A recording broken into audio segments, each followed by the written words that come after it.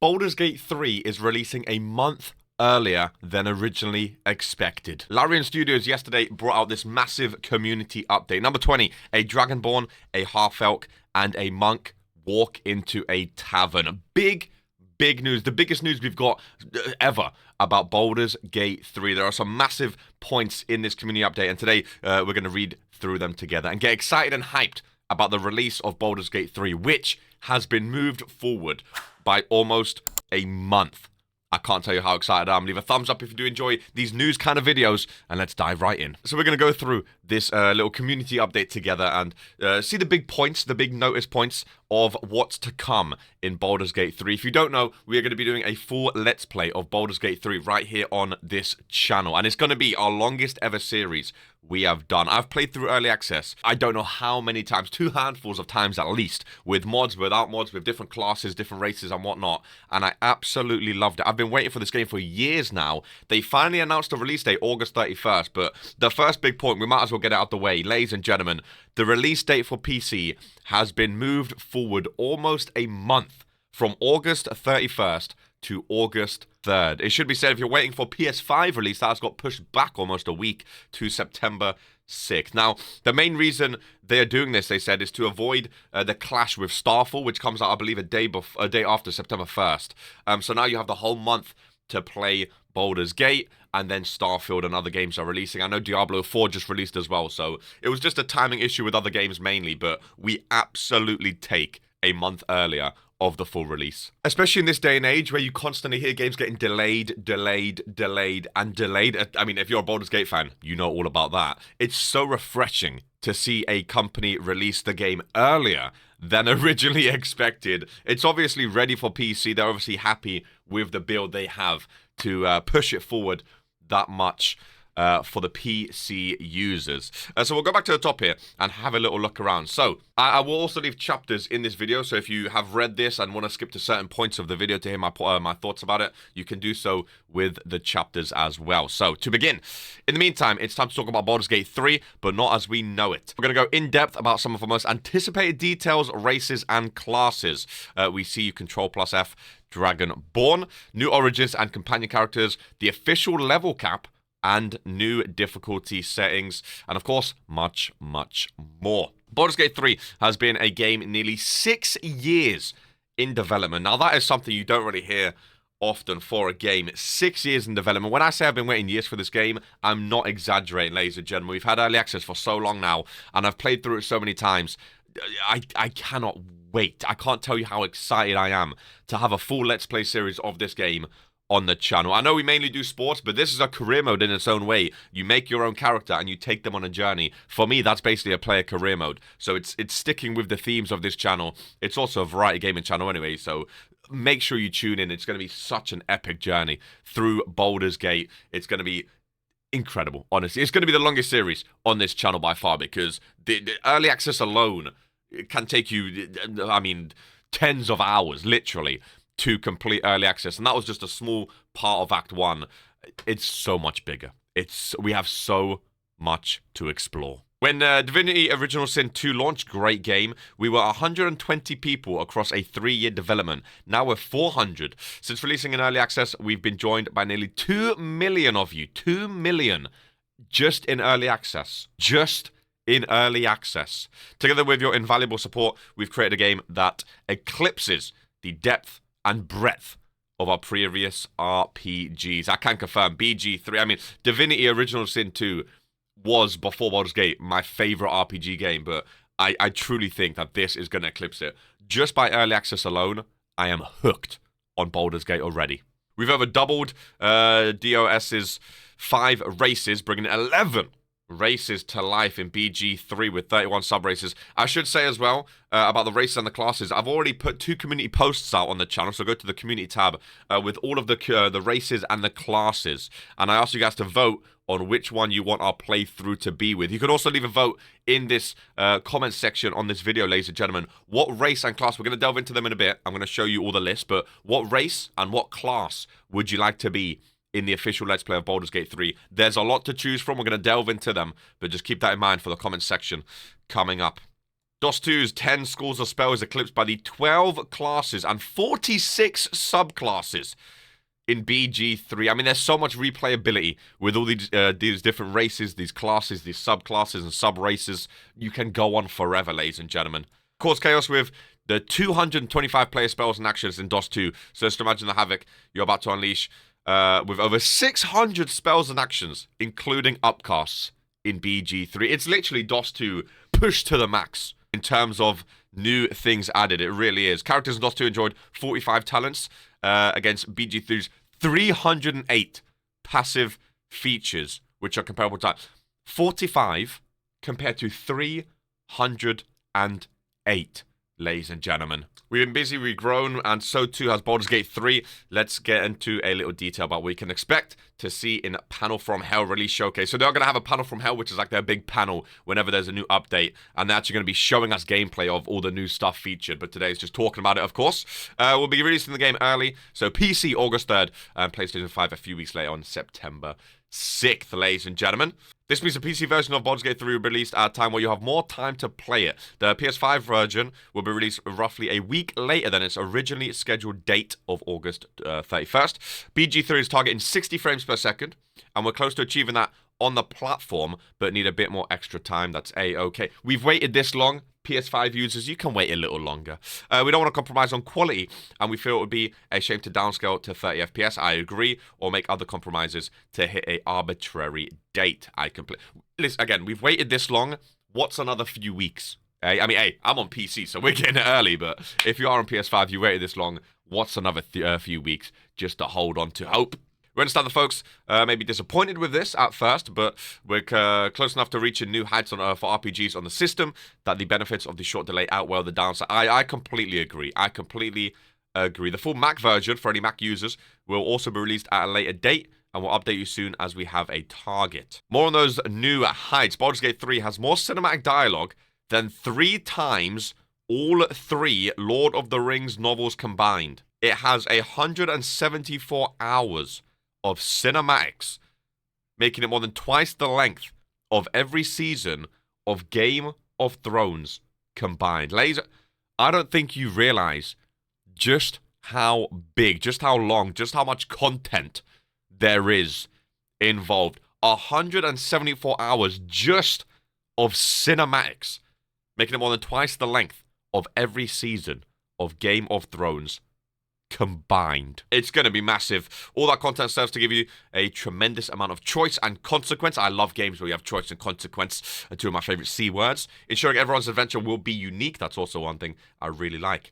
And what's more, you'll be able to enjoy the content not only in single player, but also in online multiplayer or local co-op with split screen. I, unfortunately, don't have any friends that play Baldur's Gate 3, so I will be playing single player on our Let's Play, but if any of you want to play, feel free to let me know. At the Panel from Hell release showcase, you'll get the first glimpse of how it all comes together. Can't wait.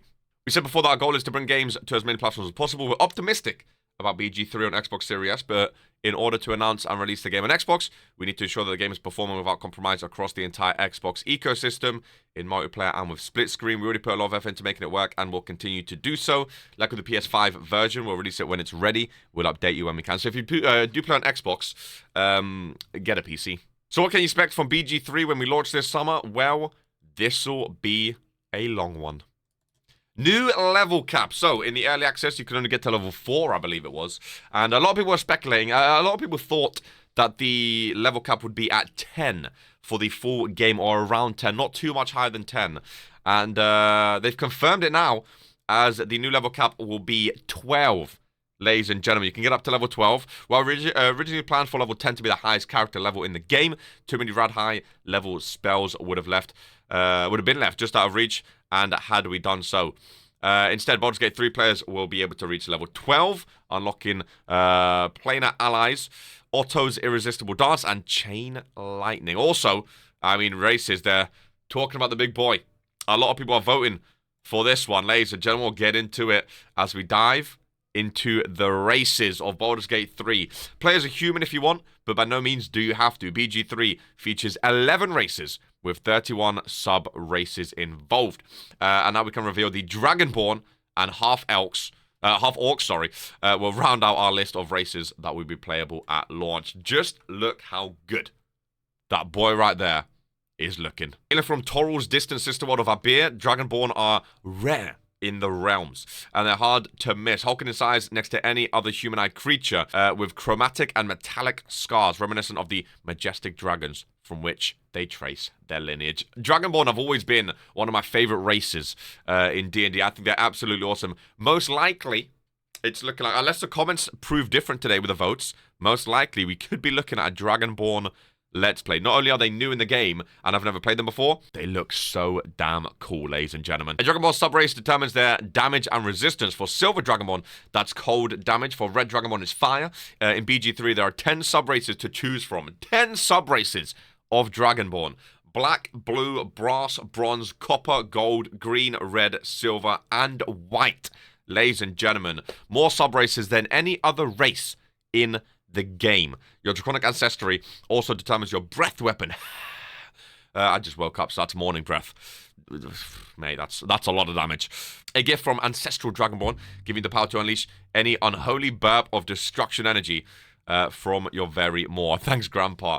Tune into Pound of Hell reveal showcase on July 7th to see Dragonborn in action. And those are the half orcs. I don't know why I keep saying half elk.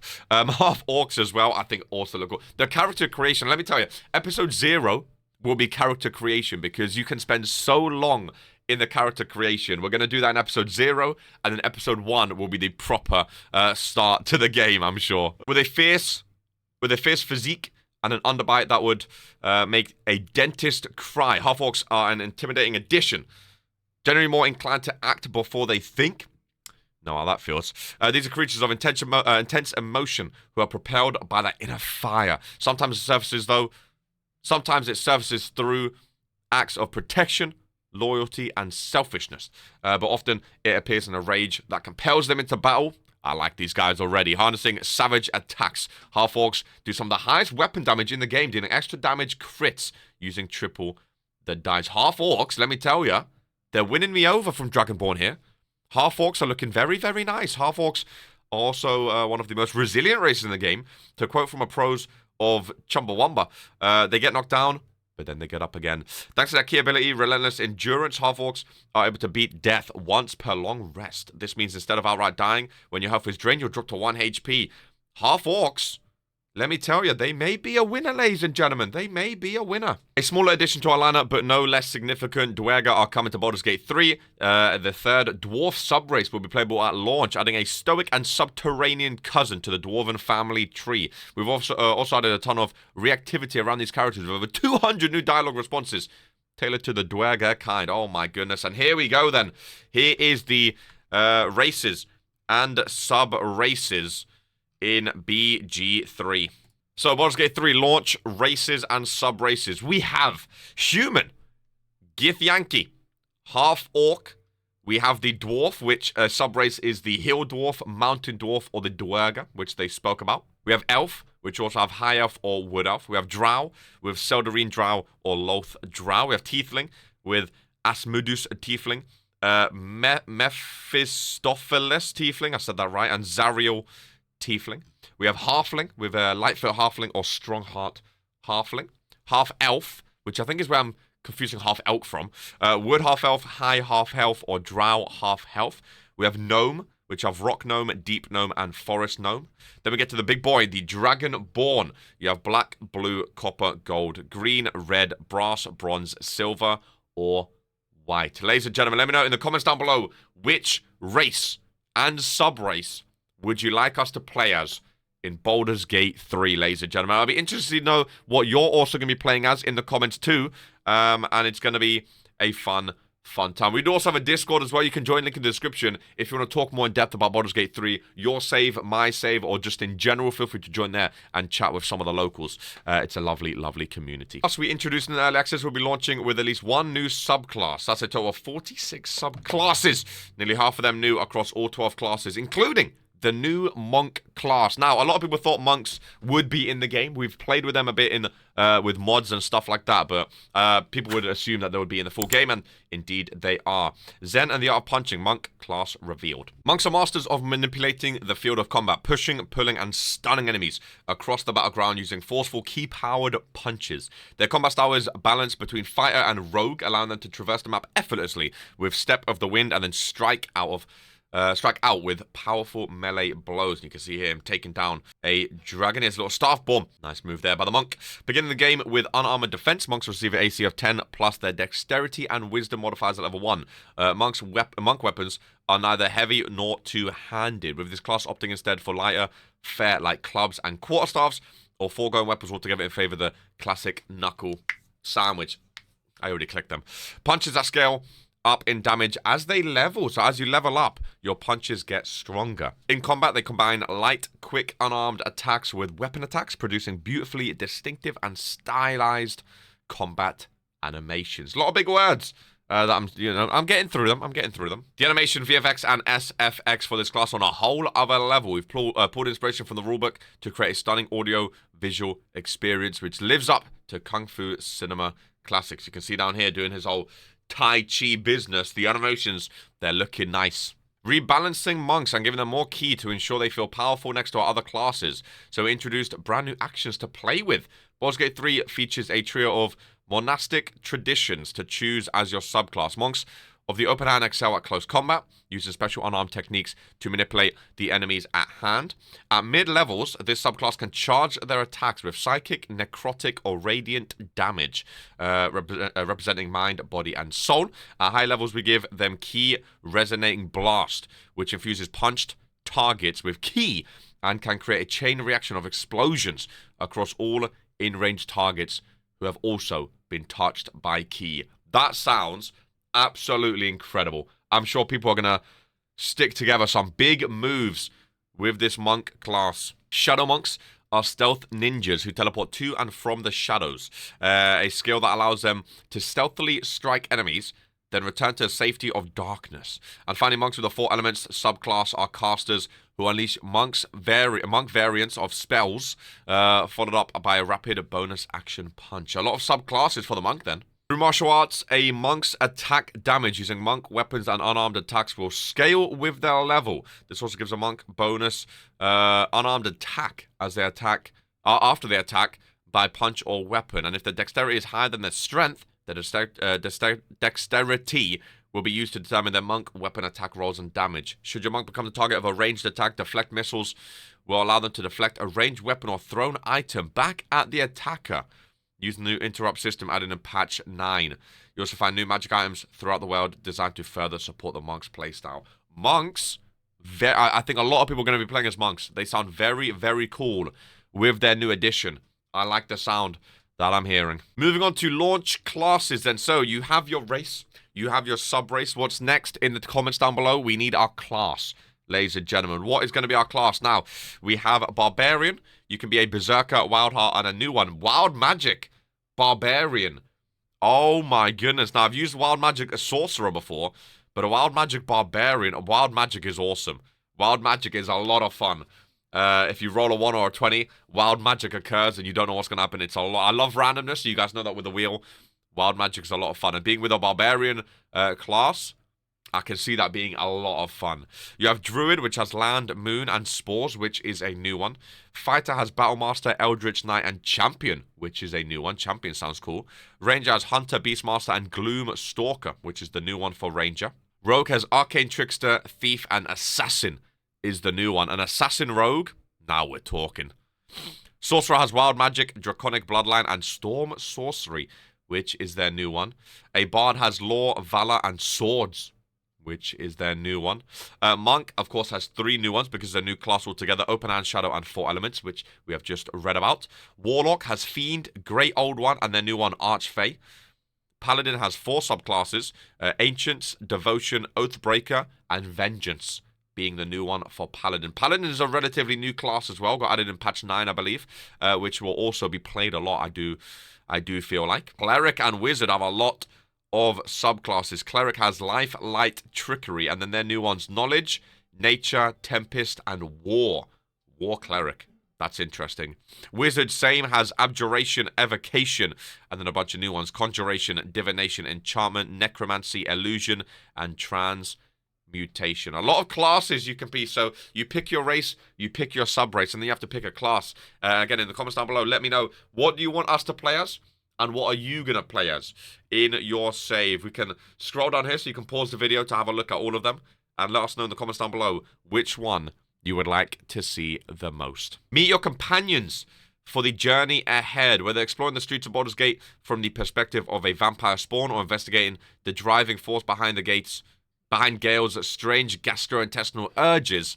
Each origin character brings their distinct personality, background, and story to the game. Oh, look at that for a picture. How beautiful does that look, eh? With the addition of Karlach, you'll join Astarion, Gale, Shadowheart, Lae'zel, and Will. Like a well-meaning, devil-fighting bat out of hell, rounding out the moral spectrum of playable characters from good to bad, and the shades of grey between. But she won't be our final origin. You'll have to tune into next week's Panel of Hell release showcase to see. Oh, interesting that Karlach's going to be one of the origins. Nice to see. Along with your origins, you can also expect to find 4 companion characters who can join you on your journey. Halsin. Oh, so Halsin can join you. Confirm, which is nice. Jaheira, Minsk, and Minthara. While we initially planned to lock players in with a core crew of companions past Act 1, we nixed that plan in favor of a buffer approach to team selection. You'll be able to mix and match. That's good. Any of these characters into your group throughout. And yes, you'll be able to romance almost all of them. Ask us sometime about that Halsin scene. Hey, maybe seen some romance. Laser. What do you think about Karlach? Eh? Eh? Eh? After brawling her way out of the scorched battlefields of the Blood War, Karlach now joins your party. Longtime players will recognize as battle-worn tiefling barbarian from early access. But come launch, you'll finally get to unlock her full story as a playable origin character. I was hoping that we was going to see more of Karlach, and indeed we are. Karlach's battle history is written across her body in scars, burns, and tattoos. The indelible marks, there you go, of a legendary warrior with unyielding resilience. After finally escaping from this endless war between devils and demons, she is determined to live life to the fullest, or at least as much as she can, given the unholy machine pumping hellish fire through her veins. This little present from the archdevil she serves makes her a beast in battle, but if she works too hard, she'll destroy anything she touches, including you. Oh boy, keep her clear. In the words of the writer of Cerebalis, in a 2023 setting, Karlach would roll in on a Harley with shades and a cigar between her teeth, blaring Sabbath. A diesel-soaked dynamo with a heart of gold, she seeks justice for the oppressed, camaraderie, and revenge on the bad word who sold her to hell. She looks awesome. She sounds awesome. Again, I know her from early access, and I'm intrigued to see her full story play out in full release. And in your feat, every so often as you level, you'll have a chance to improve your ability score with a new feat, an upgrade that gives unique advantages to your character. At launch, you'll have a total of 37 possible feats to choose from, and most of those will be completely new to the game at launch. So you can see all the new ones right here. We have Actor, Alert, Charger, Crossbow Expert, Dungeon Delver, Durable, Elemental, Adept, Heavy Armor Master, Lucky, Mage Slayer, Medium Armor Master, Observant Performer, Pole Arm Master, Resilient, Ritual Caster, Savage, Attacker, Sentinel, Sharpshooter, Spell, Sniper, Tavern Brawler, and War Caster. A lot of talk in this early, but I am loving it. New spells coming in 1.0. Baldur's Gate 3 will have over 600 player spells and sub-spells at launch. That doesn't even include upcasting. Oh my goodness. Let's have a look at these new spells then. Oh my lordy, lordy, lordy. Abjuration spells. We have Banishing Smite, Dispel, Evil and Good, Greater Restoration, Planar Binding, Globe of Invulnerability.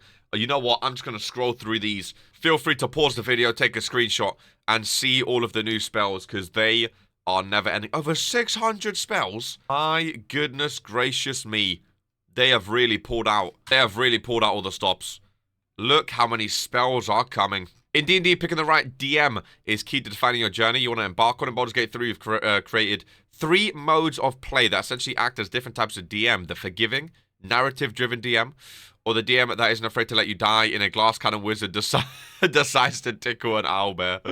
At launch, in addition to normal mode, which can be considered our default, players may avail to the following. In story mode, Combat has been made more forgiving, so players can fully immerse themselves in the narrative layer of this adventure. In this mode, friendly NPCs are harder to kill.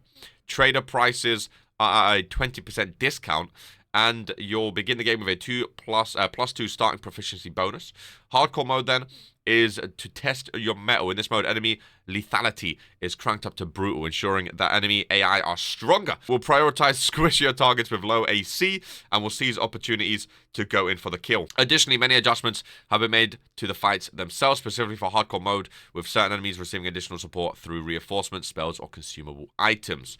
With a script roughly 2 million words in length, translating Baldur's Gate 3 was no easy task, but thanks to an incredible team of over 200 strong, we're proud to reveal Baldur's Gate 3 on PC will be available in 13 subtitled languages. Well, there you go. If you speak any of these languages, you're welcome. Goes on to speak about the Collector's Edition, with the release of the game brought forward for PC and delayed by a week on PS5. Those who pre-ordered our Gargantuan Collector's Edition probably have questions. We have answers. So if you got the Collector's Edition, it should make its way to you around 31st of August, the original release date. For those who are on PC, your Steam code will be emailed to you earlier so you can start playing sooner. Quick note, save games will not transfer from your early access build to release, but within the 72-hour period prior to launch, they will. So, if you pre-order the game, I pre-ordered the game years ago on early access, so you get 72 hours of early access before the full game is released. So, I'm guessing we still get that. So, instead of the 3rd of August, we get it 72 hours earlier, so the beginning of August. I'm assuming on PlayStation 5 to ensure you're ready for your digital deluxe edition 72-hour early access period. So yeah, you still do get it. Your code will be sent to you via email before the 72-hour period starts, so you can jump in right on time. There you go. You can still buy collector's edition if you head over there. 35 days to launch. That was yesterday, so now we're at 34. Maths. We're eternally grateful for your patience as we reach the final milestone of development. There's still some work to be done, but we know you've waited a very long time. For confirmations on many of the topics discussed in the community update today, we don't want to spoil anything though. We'll reveal more content and more numbers on July 7th as we explore the breadth and depth of Baldur's Gate 3 at the final Panel from Hell reveal showcase. Ladies and gentlemen, it's been real. And there you go. That is the full community update for Baldur's Gate 3. Again, we have chapters on the video. Feel free to go back and read any of the things you may want to delve more into, but oh my goodness, am I excited for this game. It's the most excited for a video game I've ever been. Baldur's Gate is like my favorite game franchise, up there with Uncharted, and I cannot wait to dive in to this series. Hopefully, as many of you as possible will join us on this journey. We're going to be making a lot of Baldur's Gate 3 videos. That we're going to have the Let's Play. We're also going to have tips and tricks, guides, class creators and stuff like that. A lot of videos of Baldur's Gate 3 are going to be on the channel, so hopefully you stick around. I want BG3 to be a massive part of this channel, one of the biggest games up there with FIFA and PES on this channel. So hopefully you will join us on the journey. If you like more videos like this, leave a thumbs up. If you want more news videos for different games, maybe we can turn into like a news gaming channel. Who knows? Regents News coming soon to YouTube near you. I've been Harry 2, the Austin is really good. Hopefully you have enjoyed this news article here today and enjoy your day. Can't wait for Baldur's Gate 3. Much of as always, take care and peace. I never want us to burn down.